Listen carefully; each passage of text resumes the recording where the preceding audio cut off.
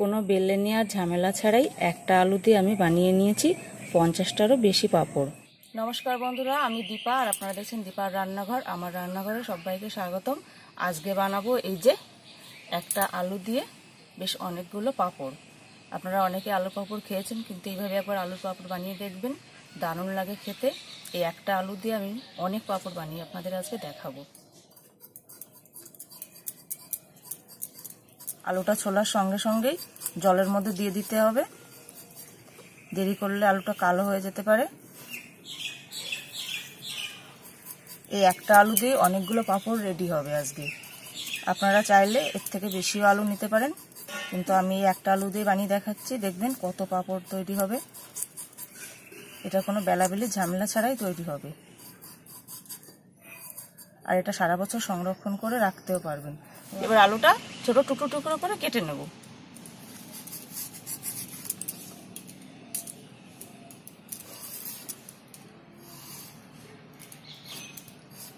ঠিক এইরকম ছোট টুকরো করে আলুগুলো সব কেটে নেব।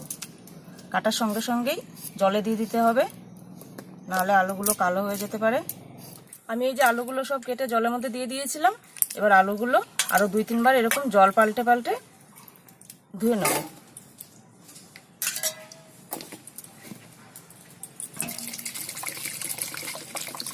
যতক্ষণ না আলুর থেকে এই যে একটা ঘোলা ঘোলা ধরনের যে জল বেরোয়, এটা যতক্ষণ বেরোবে ততক্ষণ আলুটা বারবার এরকম করে আমি ধুয়ে নেব।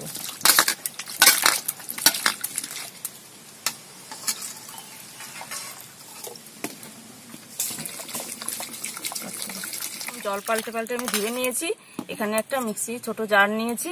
এবার এই কেটে রাখা ধোয়া আলুগুলো এর মধ্যে দিয়ে দেবো।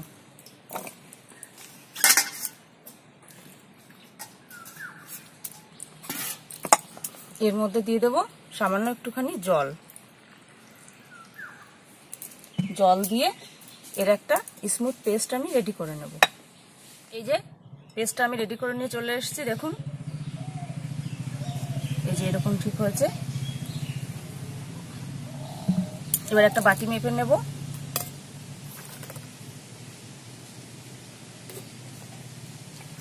এক বাটি, 1.5 বাটি মতন পেস্ট হয়েছে। এবার এই বাটি মেপেই আমি এখানে 1 বাটি মতন জল দিয়ে দেবো।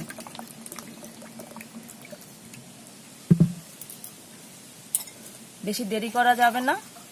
এই পেস্টটা রেডি করার সঙ্গে সঙ্গে এই কাজটা করতে হবে, নাহলে আলু কালো হয়ে যেতে পারে।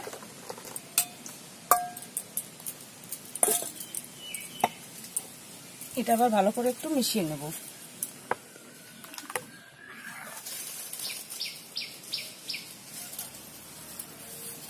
এবার এটাকে অনবরত আস্তে আস্তে নাড়তে থাকবো। আপনাদের পেস্টটা করার সময় যদি একটু আলুর দলা দলা থাকে ভেতরে, তাহলে আপনারা এটা একটা ছাঁকনি দিয়ে ছেঁকেও নিতে পারেন। আমারটা কোনো দলা দলা ছিল না, একদম স্মুথ পেস্ট করেছিলাম, তাই আমি আর ছাঁকলাম না। জাল দিতে থাকবো আর এরকম অনবরত এটা নাড়তে থাকবো। আমার এই পাঁপড়ের রেসিপি বা আমার রান্নাগুলো আপনাদের কেমন লাগছে, ভালো লাগলে অবশ্যই লাইক করবেন। এর আগেও আমি আপনাদের কাঁঠাল পাতায় পাঁপড় তৈরি করে দেখিয়েছি। সেটা যদি না দেখে থাকেন তাহলে আমার ভিডিও এসে দেওয়া আছে, এটা অলরেডি চ্যানেলে, সেখান থেকে আপনারা দেখে নিতে পারেন। দেখুন এটা আস্তে আস্তে এইভাবে নাড়তে নাড়তে এরকম গাঢ় হতে শুরু করে দিয়েছি। এইরকম কাঁচা আলু দিয়ে পাঁপড় আপনারা আগে কে কে খেয়েছেন অবশ্যই কমেন্টসে জানাবেন। দেখুন এই যে এইরকম করে একটা থকথকা ভাব চলে এসছে, আর একটুখানি এটাকে এরকম জাল করে নিতে হবে। একটুখানি ফুটতে থাকুক, ততক্ষণ আমি আপনাদের দেখিয়ে দিচ্ছি এই পাঁপড়ে কি কি মশলা ব্যবহার করব। এখানে 4টে শুকনো লঙ্কা নিয়েছি। এই যে আমার বাড়িতে গাছের বিলাতি ধনেপাতা নিয়েছি, দেশিটা আমি আজকে নিইনি। আর এখানে নিয়ে নেব সামান্য একটুখানি জিরে। এই শুকনো লঙ্কা জিরেটা আপনারা শুকনো খোলায় ভেজেও নিতে পারেন, আর ধনেপাতাটা কুচিয়ে নিতে পারেন। কিন্তু বাইরে প্রচন্ড রোদ উঠেছে, আমি এই শুকনো লঙ্কা জিরেটা একটুখানি রোদ্রে দিয়ে দেবো। এটা হতে হতে এটা গরম হয়ে যাবে, এটা হাত দিয়ে ক্রাশ করে নেব। হয়ে গেছে, আর আমি জাল দেব না। এবার আমি রোদ্রে যে ইয়েটা দিয়েছিলাম শুকনো লঙ্কা জিরেটা, সেটা এবার তুলে নিয়ে আসবো। প্রচন্ড গরম, দেখুন শুকনো লঙ্কা জিরেগুলো গরম হয়ে গেছে। প্রচন্ড রোদ উঠেছে বাইরে। এই রোদ্রের সময় পাঁপড় সব বানিয়ে নিতে হয়, যে যেরকম পাঁপড় পারেন, বেসনের পাঁপড়, আলুর পাঁপড়, চালের গুঁড়োর পাঁপড়। আপনারা আমার কাছ থেকে আর কী কী পাঁপড়ের রেসিপি দেখতে চান অবশ্যই কমেন্টসে জানাবেন, আমি খুব সহজেই আপনাদের সেই রেসিপিটা দেখাবো। এবার এই যে জিরেটা, এটা গরম অবস্থায় আছে, এভাবে একটু হাত দিয়ে এটাকে ক্রাশ করে নেব। দেখুন জিরেগুলো কেমন গরম হচ্ছে, হাত দিয়ে ই করার সঙ্গে সঙ্গেই কেমন গুঁড়ো হয়ে যাচ্ছে।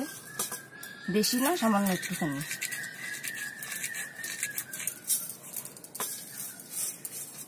আর লঙ্কাগুলো একদম মচমচ করছে, দেখুন। এইগুলো এরকমভাবে হাত দিয়ে একটুখানি ভেঙে নেব।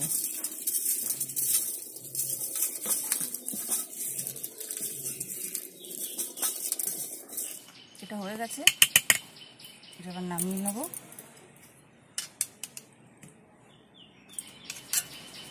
নামিয়ে এটা সামান্য একটুখানি এদের নেড়ে চেড়ে দিয়ে ঠান্ডা করে নেব।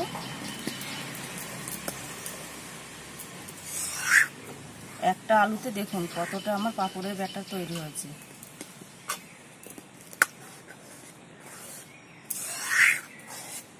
এটা ঠান্ডা হয়ে গেলে একটা থকথকা জেলের মতন, যেরকম জেল আমরা ব্যবহার করি জেলের মতন এটা তৈরি হবে।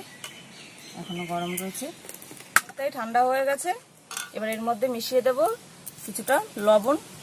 বেশি লবণ দেওয়ার দরকার নেই পাঁপড়ে। এই যে ক্রাশ করা জিরে, শুকনো লঙ্কা আর কুচনো ধনেপাতা। এটা শুধু লবণ দিয়েও তৈরি করা যায়। আপনারা যদি শুকনো লঙ্কা ধনেপাতা জিরে পছন্দ না করেন, শুধু নুন দিয়েও তো তৈরি করে নিতে পারেন। একটা এখন পাঁপড় দেওয়ার জন্য একদম রেডি। আমি এই যে ঘরে থাকা কিছু এইরকম একটু মোটা টাইপের পলিথিন নিয়েছি, এইগুলোর উপরে একটুখানি তেল লাগিয়ে নিয়েছি আমি। এবার এইগুলোর উপরে পাঁপড়গুলো সব আমি দিয়ে দেবো। এখান থেকে দেখুন সামান্য একটুখানি তুলে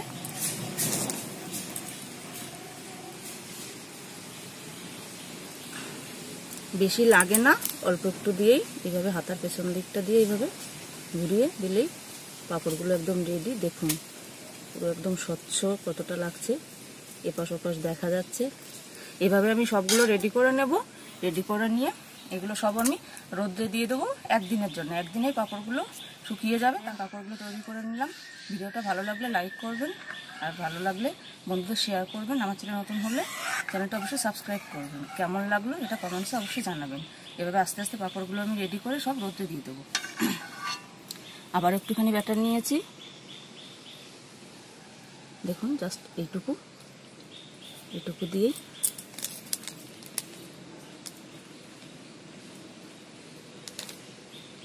আপনারা চাইলে স্টিলের থালায় ওটা দিতে পারেন। থালায় একটুখানি সাদা তেল লাগিয়ে নেবেন তার আগে, তাহলে সহজে এটা উঠে যাবে। বাইরে প্রচণ্ড রোদ, দেখুন সর্ষে রৌদ্রে দিয়েছি, গম রৌদ্রে দিয়েছি। এই যে ব্যাটারের ইয়েটা, কড়াইটা ধরে নিয়ে এসছি এখানে, দেখুন কতগুলো আমার হয়েছে। যে কটা পলিথিন নিয়েছিলাম সব ভরে গেছে, তাই এখানে আমি একটা থালা নিয়েছি। থালায় সামান্য একটুখানি সর্ষের তেল দিয়ে দিয়েছি। সর্ষের তেলটা ভালো করে মাখিয়ে নিলাম।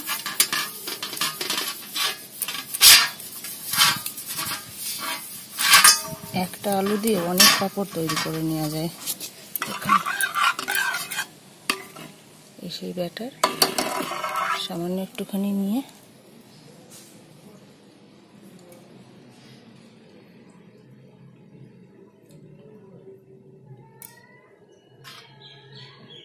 দিয়ে দিলাম।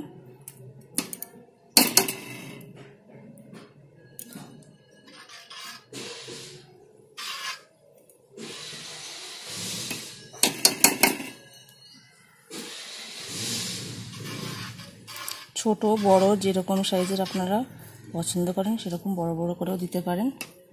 আমি এই যে পাঁপড় যেরকম ঠিক সাইজ হয় সেরকম করে এগুলো দিয়ে দিলাম। আমার আরও অনেকটা ব্যাটার এখনও রয়েছে, দেখুন আরও দুটো থালা হয়ে যাবে। আরও দুটো থালায় আমি এগুলো দিয়ে ভালো করে কড়া রোদে এটা একদিনের জন্য পুরো শুকিয়ে নেব। ফুড কালারটার মধ্যে মিশিয়ে দেবো।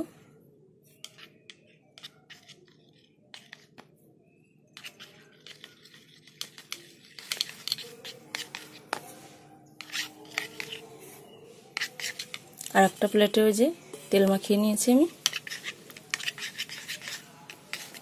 এটা একটু ভালো করে মেশানো হয়ে গেলে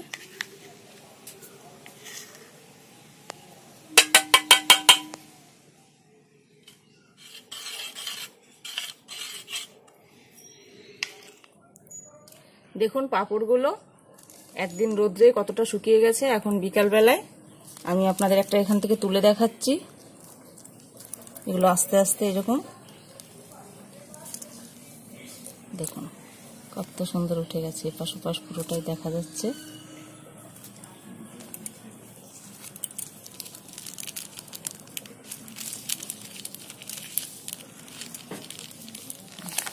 এই যে পলিথিনটা ধরে এরকম একটু টান দিলেই কি সুন্দর উঠে আসছে।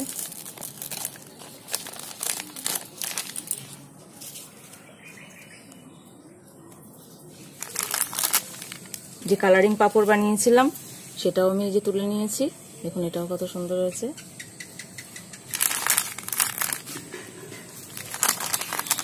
পাঁপড়গুলো সব আমি তুলে নিলাম। এটা রোদ দেওয়ার দরকার নেই, একদিনের রোদেই হয়ে গেছে। দেখলেন একটা আলু দিয়ে আমি প্রায় 50টা মতন পাঁপড় হয়েছে, 50টার বেশিই হবে। এবার যখন ইচ্ছা খুশি তখনই গরম গরম তেলে ফ্রাই করে খেয়ে নিন এই আলুর পাঁপড়। এভাবে পাঁপড় বানিয়ে একটা এয়ারটাইট কন্টেনারে ভরে সারা বছর পাঁপড়গুলো সংরক্ষণ করেও রাখা যায়। কোনো বেলে নেওয়ার ঝামেলা ছাড়াই একটা আলুতে আমি বানিয়ে নিয়েছি 50টারও বেশি পাঁপড়। ভিডিওটা যদি আপনার ভালো লাগে তাহলে একটা লাইক করবেন আর বন্ধুদের মধ্যে শেয়ার করবেন। আমার চ্যানেল নতুন হলে অবশ্যই চ্যানেলটি সাবস্ক্রাইব করবেন। আর এই যে রেসিপিটা, এই রেসিপিটা বাড়িতে অবশ্যই একবার ট্রাই করবেন আর আমাকে জানাবেন ঠিক কমেন্টসে কেমন হয়েছে।